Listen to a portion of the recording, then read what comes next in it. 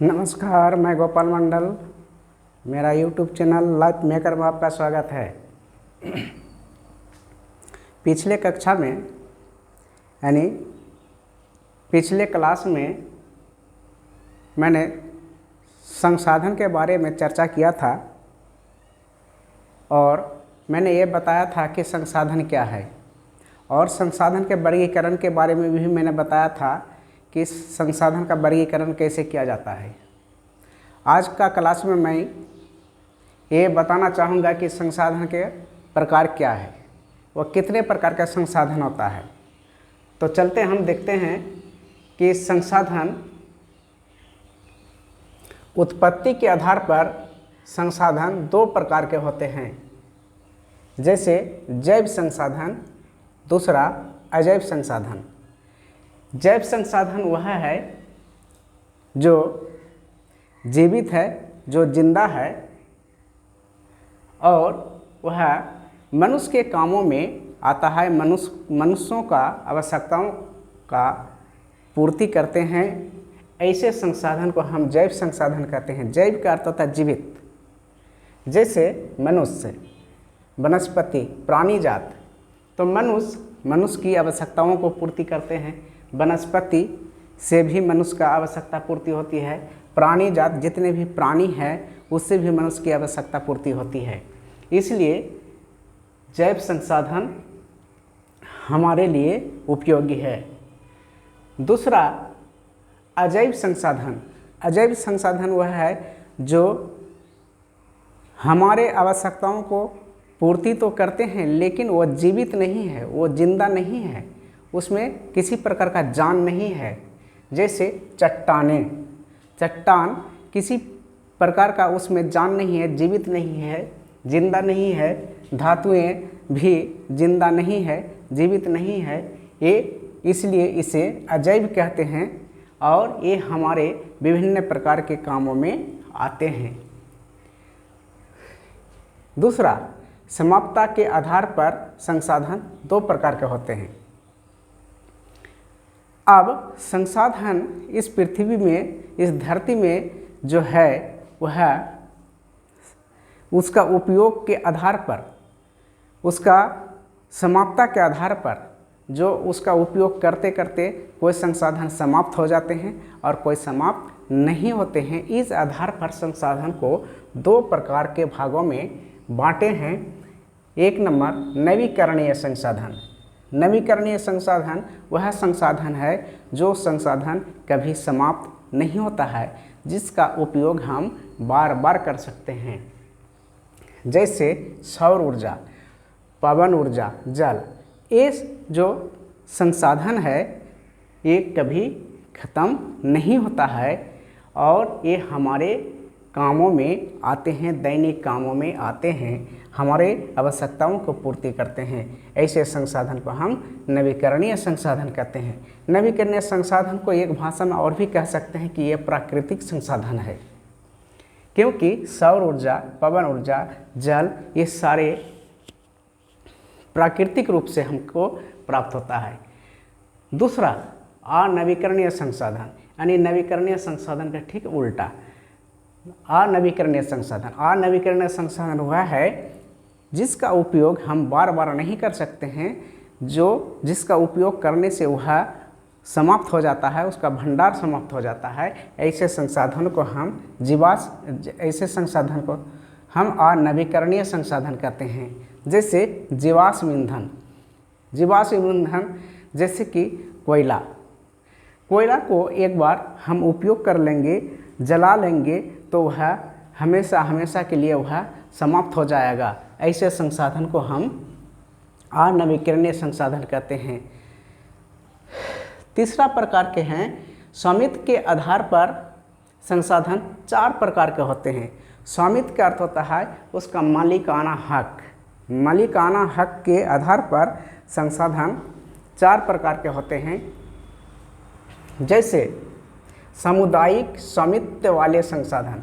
सामुदायिक स्वामित्व वाले संसाधन जो है यानी उनमें सबका अधिकार रहते हैं। जितने भी नागरिक हैं इस देश के या दूसरे देश के या हमारे देश के यानी जितने सारे नागरिक हैं, इस देश में रहने वाले जितने सारे लोग हैं, वो सारे लोगों का उस पर अधिकार होता है। तो इसलिए इसे हम सामुदायिक स्वामित्व, यानी सामुदायिक कर्तृत्व सब, स्वामित्व कर्तृत्व मालिक, यानी जिस संपत्ति पर सबका अधिकार होता है, ऐसे चीज़ों को हम सामुदायिक स्वामित्व वाले संसाधन कहते हैं। जैसे चरण भूमि यानी चारागाह, जहाँ पर हम पशुओं को चराते हैं, वैसे जो क्षेत्र होते हैं उस पर सबका अधिकार होता है। कोई बोल नहीं सकता है कि ये मेरा व्यक्तिगत अधिकार है। तालाब में भी सबका अधिकार होता है। शमशान घाट, हाँ, शमशान घाट का भी अधिकार सबका होता है। यानी जिसका अधिकार सबका हो, जो संपत्ति का अधिकार सब कर सके, ऐसे संपत्तियों को, ऐसे चीज़ों को हम सामुदायिक संसाधन कहते हैं। दूसरा, व्यक्तिगत संसाधन। व्यक्तिगत संसाधन का अर्थ होता है कि जिन संसाधनों में सिर्फ व्यक्ति विशेष का अधिकार होता है, किसी व्यक्ति का ही अधिकार होता है, उसमें कोई दूसरा व्यक्ति हस्तक्षेप नहीं कर सकते हैं, दूसरा व्यक्ति अधिकार नहीं जता सकते हैं। ऐसे संपत्तियों को, ऐसे चीज़ों को हम व्यक्तिगत संसाधन कहते हैं। जैसे घर, जिनका घर है सिर्फ उन्हीं का अधिकार है, उस घर पर दूसरे का अधिकार नहीं होता है। भूखंड, किसी का ज़मीन है, उस ज़मीन पर सिर्फ उसी व्यक्ति का अधिकार है, कोई अन्य व्यक्ति का अधिकार नहीं है। जायदाद, संपत्ति, जो धन दौलत है, उन धन दौलत जो जिस व्यक्ति के पास है सिर्फ उसी का अधिकार है, दूसरे का अधिकार नहीं है। तो ऐसे संसाधनों को हम व्यक्तिगत संसाधन कहते हैं। तीसरा, राष्ट्रीय संसाधन। राष्ट्रीय संसाधन ऐसे संसाधन है कि उस देश का सरकारों का अधिकार होता है। उस देश के जो सरकार होते हैं, उस देश के जो मालिक होते हैं, उन्हीं का अधिकार होता है। ऐसे संसाधनों को हम राष्ट्रीय संसाधन कहते हैं कि जिस देश का वो संपत्ति है, उस देश का जो सरकार है उसका अधिकार होता है, उसे हम राष्ट्रीय संसाधन कहते हैं। जैसे सारे खनिज पदार्थ, इस देश में, जिस देश में वह खनिज पदार्थ पाए जाते हैं, उस देश में जो सरकार है, उस देश की सरकार की ये सारे खनिजों का अधिकार होता है। जिस देश में वन्य जीव, जल संसाधन, यानी सारे खनिज पदार्थ, ये सारे चीज़ जिस देश में पाए जाते हैं, उस देश का अधिकार होता है। इसलिए हम राष्ट्रीय संसाधन कहते हैं। राष्ट्रीय का अर्थ होता है अपना देश भर, अपना देश के अंदर जितने सारे चीज़ पाए जाते हैं, उस देश का अधिकार होता है, इसलिए हम इसे राष्ट्रीय संसाधन कहते हैं। अंतर्राष्ट्रीय संसाधन।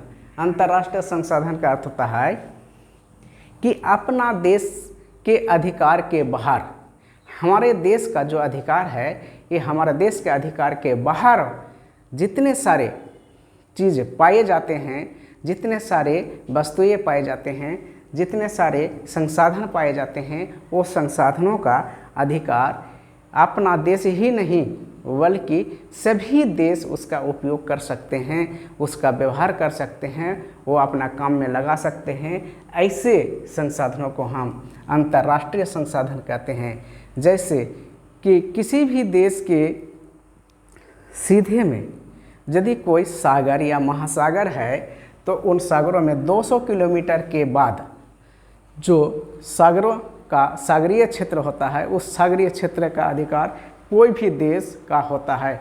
कोई भी देश उस सागरों का उपयोग कर सकते हैं, लेकिन 200 किलोमीटर के अंदर कोई दूसरा देश कोई अधिकार नहीं कर सकते हैं, कोई वहाँ प्रवेश नहीं कर सकते हैं, अपना काम में नहीं लगा सकते हैं। ऐसे संसाधनों को हम अंतर्राष्ट्रीय संसाधन कहते हैं। चौथा प्रकार, विकास के आधार पर संसाधन 4 प्रकार के होते हैं। विकास के आधार पर संसाधन 4 प्रकार के होते हैं कि संसाधनों का विकास कैसे होता है, संसाधन को कैसे बनाया जाता है, कैसे निकाला जाता है, कैसे उपयोग किया जाता है। इस आधार पर संसाधन को 4 भागों में बांटे हैं। 1 नंबर संभावित संसाधन। संभावित संसाधन वह है जो संसाधनों का सर्वेक्षण हो चुका है, जिसका उपयोग की मात्रा और गुणवत्ता की पता चल चुका है। ऐसे संसाधनों को हम संभावित संसाधन कहते हैं। ऐसे संसाधन का उपयोग अभी नहीं हो रहा है लेकिन भविष्य में हो सकता है। ऐसे संसाधनों को हम संभावित संसाधन कहते हैं। शब्द से ही पता चलता है कि संभव है लेकिन अभी इसका उपयोग नहीं हो रहा है। जैसे कि राजस्थान और गुजरात में पवन एवं सौर ऊर्जा। राजस्थान और गुजरात में पवन एवं सौर ऊर्जा का भविष्य बहुत अच्छा है। यह भविष्य में यहाँ सौर ऊर्जा का और पवन ऊर्जा का बहुत बड़ा विशाल भंडार है जिसका उपयोग भविष्य में हो सकता है। और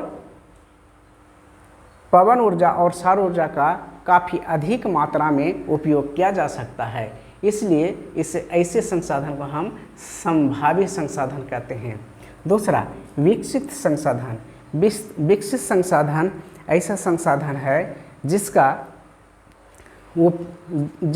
गुणवत्ता और मात्रा का पता तो चल गया है, जिसका खोज हो चुका है लेकिन प्रौद्योगिकी के अभाव में इसका उपयोग नहीं हो रहा है। प्रौद्योगिकी की अभाव है यानी उसका तकनीकी की अभाव है जिसका उपयोग हम लोग नहीं कर सकते हैं। ऐसे संसाधन को हम विकसित संसाधन कहते हैं। तीसरा भंडार संसाधन। भंडार संसाधन ये भाषा से ही पता चलता है कि ये संसाधन तो है लेकिन ये जमा है, ये संचित है, जिसका उपयोग अभी नहीं हो रहा है क्योंकि हमारे देश में तकनीकी का अभाव है। तकनीकी के अभाव के चलते ये संसाधनों का उपयोग नहीं हो पा रहा है। यदि तकनीकी का विकास हो जाए, टेक्नोलॉजी का विकास हो जाए तो फिर ऐसे संसाधन का उपयोग किया जा सकता है। इसलिए ऐसे सुरक्षित संसाधन को हम भंडार संसाधन कहते हैं। चौथा संचित संसाधन।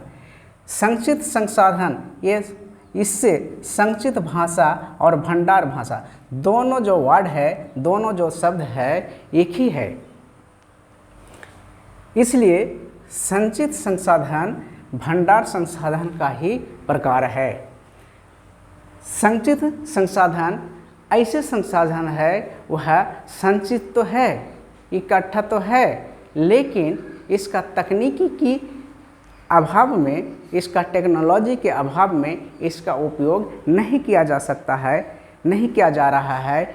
भविष्य में टेक्नोलॉजी विकसित हो जाएगा तो ऐसे संसाधनों का उपयोग भी होने लगेगा। तो ऐसे संसाधनों को हम संचित संसाधन कहते हैं। जैसे बांधों में जल, वन, जल, कोई भी बांध में जल तो संचित है, इकट्ठा है, लेकिन वह टेक्नोलॉजी के अभाव में उस जल का उपयोग कैसे किया जाए, कहाँ किया जाए, किस प्रकार से किया जाए, उसका अभी तक कोई किसी प्रकार का प्रौद्योगिकी का विकास नहीं हुआ है। इसलिए ऐसे संसाधन को हम संचित संसाधन कहते हैं। वन संसाधन, वन तो है, बहुत सारे जंगल तो है, पेड़ पौधा तो है, लेकिन वैसा पेड़ पौधा बेकार पड़ा हुआ है। वो संसाधन को कैसे उपयोग में लाए, उसको कैसे संसाधन बनाए, इसका भी टेक्नोलॉजी का उपयोग नहीं होने के कारण, टेक्नोलॉजी का विकास नहीं होने के कारण वन संसाधन को भी काम में नहीं लगाया जा सकता है। तो यानी जो संसाधन सुरक्षित है लेकिन उसको किस प्रकार से काम में लगाया जाए, ऐसे अभी तक टेक्नोलॉजी का विकास नहीं होने के कारण से उसका उपयोग नहीं किया जा रहा है। ऐसे संसाधन को हम संचित संसाधन कहते हैं। तो दोस्तों, आपको मालूम हो गया होगा, पता चल गया होगा, समझ में आ गया होगा कि संसाधन क्या है, संसाधन का वर्गीकरण कितना प्रकार के होते हैं, संसाधन कितने प्रकार के होते हैं, कौन कौन से संसाधन होते हैं। तो ये सारे आप लोग बढ़िया से पढ़ लेंगे, क्योंकि ये प्रत्येक परीक्षा में पूछा जाता है और विद्यार्थी को समझ में नहीं आने के कारण से इसका जवाब नहीं दे पाता है। तो दोस्तों, तो ये समझें कि संसाधन क्या है, कितने प्रकार के होता है, उसका वर्गीकरण क्या है, ये सारे चीज़ रटना नहीं है बल्कि समझने की कोशिश करना है। तभी आप परीक्षा में अधिक से अधिक लिख सकोगे और अच्छा से अच्छा मार्क मिल सकेगा। तो आज के लिए यहीं, जय हिंद।